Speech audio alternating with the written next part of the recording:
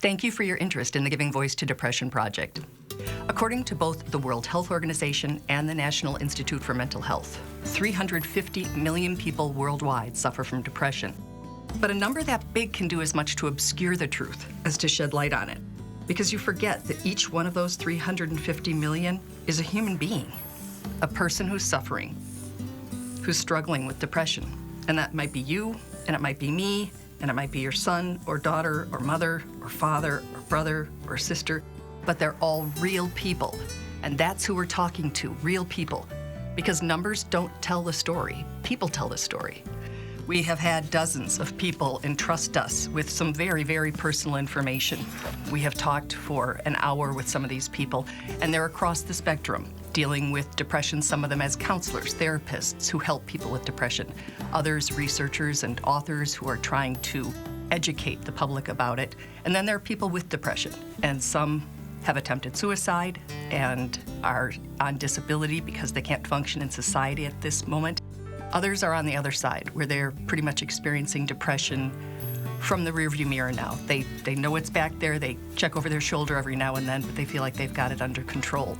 And then there are the hundreds of millions of us in the middle. And yes, I said us.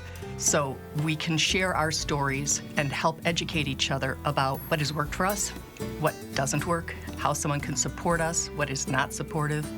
And these are the kinds of stories and information we're getting in the interviews we're conducting. It's people like Bonnie in the Pacific Northwest who said she wanted to talk because there's an isolation factor with mental illness, especially in our culture. She says it's a real problem. I know for myself and for many others I've talked to, they isolate, and then you're within your own head, and that's just a hard place to be. Because depression can affect your mind and the way you perceive things so much, to be able to access this, even if it's an anonymous person, this support that like, oh, this person also went through it. I think probably one of the biggest gifts is that people who will hear this will understand that they are not alone and that there is help out there, and it's hard. It's painful to talk about this in public, but it would be more painful to not talk about it in public. I think one person stepping forward is amazing because everybody has had a slightly different experience, if not dramatically different, with their suffering with mental illness. I think talking about it in a safe environment like this, like I know it's for a purpose, helps me. I hope it helps somebody else. That was 26-year-old Jenny from Toronto. And she really hits the point. These people are willing to talk about it, not just because they believe there's some value in sharing their story, but because they know there's a value in hearing it as well. If you don't have depression, you may learn some things that will help you quite a bit in dealing with the people in your life who do. Like never to say, what do you have to be depressed about? You have a great life. Or snap out of it, or just go for a walk. Or, hey, everybody gets sad sometimes. Those are actually not only unhelpful, but they often make the person who's experiencing depression feel worse because you're adding guilt or shame on top of the already incredibly dark feelings that they're having. If you do have depression, most importantly, you're going to be reminded you are not alone. But beyond that, you might learn some coping skills, some language, the way somebody uses words or expresses things that you understand and relate to and are feeling, but haven't been able to articulate.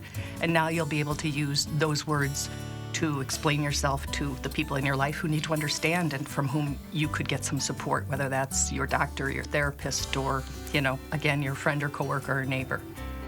So there's help and there's information valuable on both sides of this equation.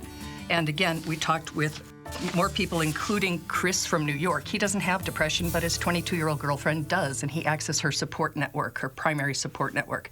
We need to have this conversation on a national scale because everyone has different information and not all of it's correct. As we all know, if you're educated about something, the anxiety about it goes away. The more we talk openly about it, the less afraid others are of seeking help.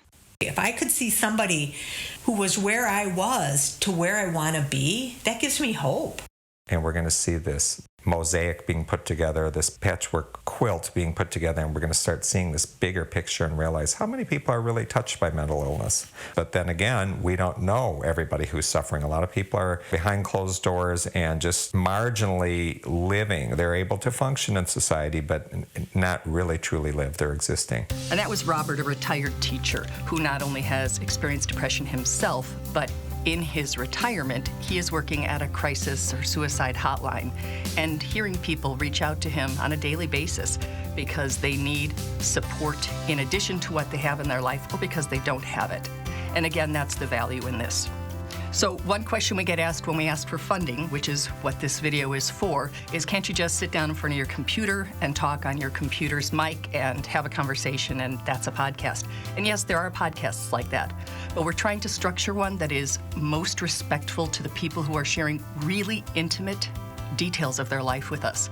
So we're trying to have the best recording equipment.